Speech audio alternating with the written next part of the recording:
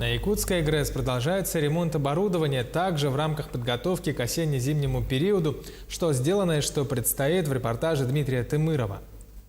Ремонтные работы на Якутской ГРЭС-1 начались еще в марте этого года. Капитальный ремонт производился на газотурбинной установке под номером 7. После завершения периода подконтрольной эксплуатации его запустили в работу. В целом, в рамках подготовки к осенне-зимнему периоду 2021-2022 годов на Якутской ГРЭС ПАО «Якутскэнерго» запланировал капитальный ремонт 2 газотурбинных установок. В план мероприятий подготовки к ОЗП входит капитальный ремонт ГТ-45-3, стационар номер 4,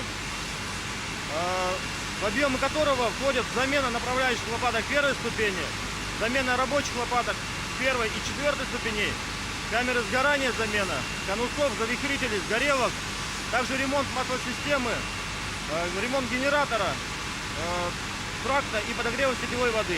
Ремонтные работы будут завершены в конце сентября. В данный момент производится разборка маслоотбойников силами подрядной организации АО «ЯРК».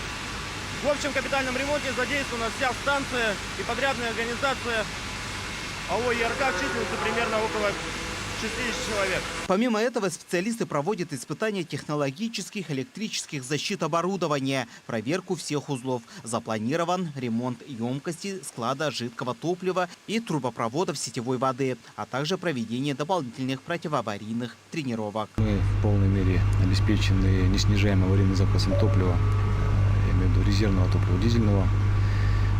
Кроме того, в период подготовки к осенне-зимнему периоду нам предстоит отыграть дополнительные противоаварийные, противопожарные тренировки с персоналом, направленные на обеспечение живучести станции в период несения нагрузок в условиях низких температур. Все мероприятия направлены на успешное прохождение осенне-зимнего периода и организацию надежного энергоснабжения потребителей. Подготовка к работе осенне-зимний период 2021 и 2022 годов идет в соответствии с утвержденным графиком. Дмитрий Тымыров, Джулстан Иннокентьев, Якутск.